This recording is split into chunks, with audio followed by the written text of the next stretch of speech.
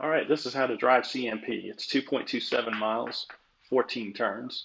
There's a 300 marker. That's usually my braking point for turn 14. You can trail brake into turn 14 as you come in. Nice smooth arc. This is on a street tire with a ZL1. So I turn in, I try and stay off of that apron, keep it nice and clean. Then you can get on power pretty early here while opening the steering wheel. Stay off the rumbles on the left. They're very rough. I would not recommend getting on those rumbles. And this is the pit exit on the left here. As you can see, the yellow blend line. If you do decide to pit, you need to stay to the left of that blend line. Just don't cross over the track. So as we're coming down on the front stretch to the start-finish line, that's that timing tower up ahead. I usually brake at a good starting point is the 400 mark.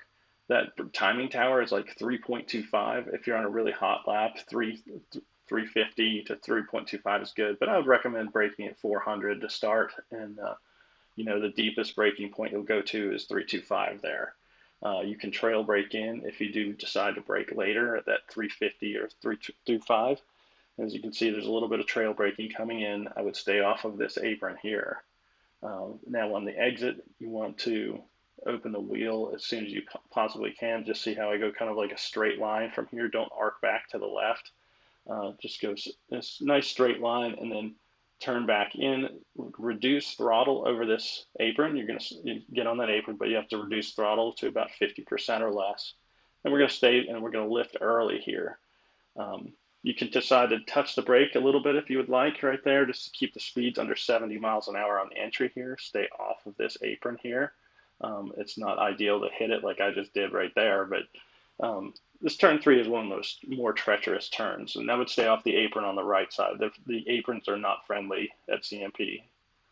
Just watch your entry speed into 3. So as we're coming down into 4 here, it's kind of like a little drag strip here, and this is a later braking zone. You can go to 200 if you'd like. And you can trail brake in a touch here.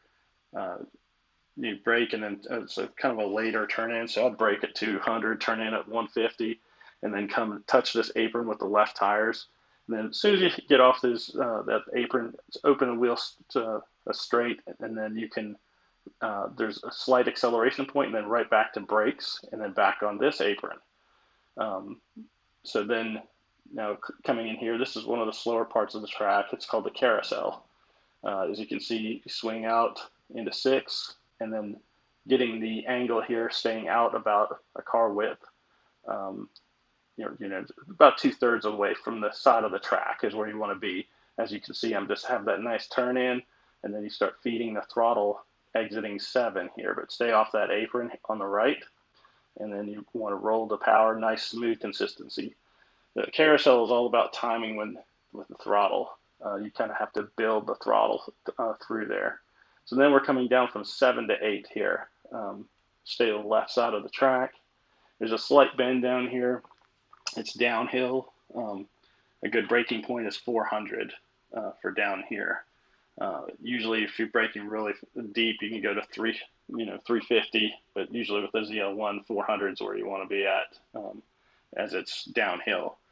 A lot of people get nervous because of this Armco on the side. So there's a 500. Here's the 400 right here. Start braking hard. It doesn't pay to brake later here because you got to get the braking done early so you can get back to power. So we braked from 400 down to, looks like, still trail braked in a little bit and then back to power, squeezing. So I would stay off of that apron if we can. That this corner is actually banked, so it's faster. And again, I'd stay off the apron here. I would try and stay off of it because the aprons are very rough at CMP on the exit at aprons.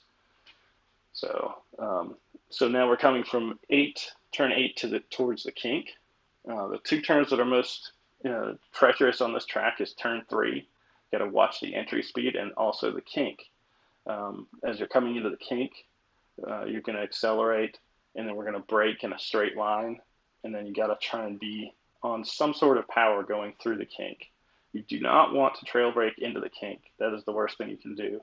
So this little cone right here on the right, that second inlet, that kind of can be your lift and brake point. So you brake, then you can get off power, then you turn in, aim for that little triangle right here, of concrete. And you see I'm already back on power just a little bit, and then you can roll to full throttle once you're through the kink. The main thing is brake early, brake in a straight line, and then squeeze on the exit to get to power, to be on power through the kink. So now we're going to brake at 300 coming into this turn 11 here. Another gotcha is when people turn into turn 11, they turn in too early, so you want to go in a little bit later. And also, when you're coming through the exit, if you watch the steering angle gauge on the bottom right here, when you come through, see how it reduced steering angle to let the car go out? It's kind of between the steering angle and throttle. So as you come a little bit off the steering angle, then you can get onto throttle more. So it's easy to pinch the car right there at that corner. Then we're going to stay car width off. We're not going to stay all the way to the left here. We're going to be one car width. It looks like it's almost the middle of the track. And then we're going to start our turn in here. And the reason we did that is because the left side of the track is banked. And so it's actually slower to go all the way to the edge. This is a slower part of the track. You kind of got your turn in, half throttle, just waiting to get out to the exit here. Once you get to the exit, then you can start rolling on more throttle, and you can see the steering angle is opening, trying to manage it. You can go roll the full throttle right about here. Just have to manage your steering inputs. You see how my steering input keeps going 0 to 25. And that's more of that chasing the rear end type of deal. But as you gain more confidence of how much you can squeeze through there, you'll figure it out. I usually brake at the 300. You can brake at 350. That's a good solid braking spot to start at. And then as you can see, you come in here. It's actually faster to turn in a little bit later than too early, so I try and stay off the apron here. So you can brake, get your braking done, then go back to power, and maximize. This is the only place where you're going to use second gear. When you're first starting, you can use third just until you learn the car, and then you can move towards using second gear to actually accelerate out. So that was one lap at slow speed. I will show you once this lap ends. I will you can watch the lap in full normal speed, I should say, and then you can watch it and see what you think.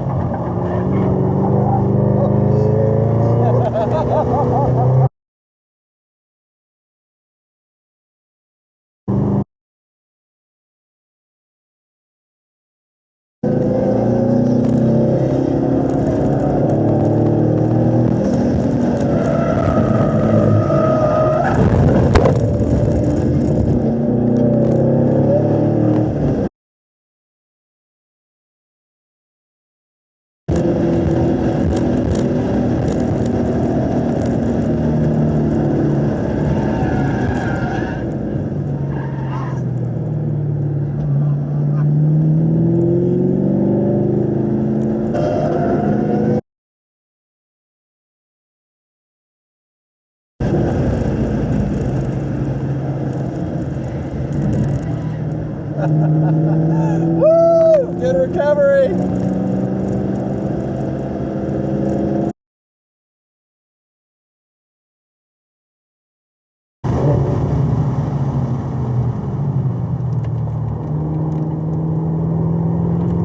Open it, open it, open it. Woohoo! I knew you were gonna do it. All right, let's.